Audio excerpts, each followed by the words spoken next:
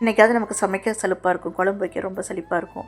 அந்த மாதிரி டைமில் இந்த கத்திரிக்காய் மசாலா கறி ரெடி பண்ணி சாப்பிடுங்க. ஒயிட் ரைஸோடு வச்சு சாப்பிட ரொம்ப சூப்பராக இருக்கும். கத்திரிக்காய் மசாலா கறி எப்படி செய்யலான்னு பார்க்கலாம். 1 டேபிள் ஸ்பூன் எண்ணெய் ஊற்றுங்க. 1/2 டீஸ்பூன் கடுகு, உளுத்தம்பருப்பு, ஒரு பெரிய வெங்காயத்தை கட் பண்ணி சேர்த்துடலாம். ஒரு கொத்து கருவேப்பிலை சேர்த்துட்டு நல்லா வதக்கிக்கலாம். கத்திரிக்காய் நல்லா நரமாகட்டும். இப்போது ஒரு தக்காளியை சேர்த்துக்கலாம். 1 டீஸ்பூன் இஞ்சி பூண்டு பேஸ்ட்டு சேர்த்துக்கலாம்.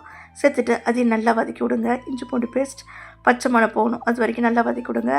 கத்திரிக்காய் கொஞ்சம் குழஞ்சி வேகணும், அந்த அளவுக்கு நல்லா வதக்கி விடுங்க. இந்த கத்திரிக்காய் மசாலா பார்த்திங்கனாக்கா ஒயிட் ரைஸோடு வச்சு சாப்பிட ரொம்பவே டேஸ்ட்டாக இருக்கும். சாம்பார் சாதம், ரசம் சாதம், தயிர் சாதம் இதெல்லாம் தொடி வச்சு சாப்பிட ரொம்பவே டேஸ்ட்டாக இருக்கும். சப்பாத்தியோடு வச்சு சாப்பிடவும் நல்லாயிருக்கும். ரொம்ப ஈஸியான டேஸ்டியான இந்த கத்திரிக்காய் மசாலா வித்தின் 10 மினிட்ஸில் செஞ்சு முடிச்சிடலாம்.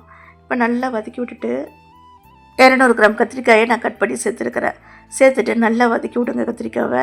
இப்போது 1 டீஸ்பூன் குழம்புத்தூள், 1 டீஸ்பூன் காஷ்மீரி மிளகாய், 1/2 டீஸ்பூன் கறி மசாலா பொடி, 1/2 டீஸ்பூன் மல்லிப்பொடி, 1/4 டீஸ்பூன் மஞ்சள் தூள் சேர்த்துட்டு ஒரு 1/2 டம்ளர் தண்ணி ஊற்றிட்டு நல்லா கலந்து விட்டுட்டு 1/4 டீஸ்பூன் உப்பு சேர்த்துடலாம். கல் உப்பு சேர்த்துட்டு நல்லா கலந்து விட்டுட்டு அடுப்பு சிம்மில் வச்சு மூடி போட்டு ஒரு 6 to 7 நிமிஷம் வேக வைங்க. அப்போ ஓப்பன் பண்ணி கிளறி விடுங்க. நான் 2 டேபிள் ஸ்பூன் தேங்காய், 3 டேபிள் ஸ்பூன் வேர்க்கடலை பவுட்ரு பண்ணி இதில் வச்சுருக்கிறேன்.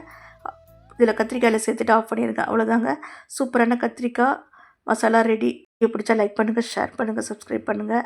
நன்றி, வணக்கம்.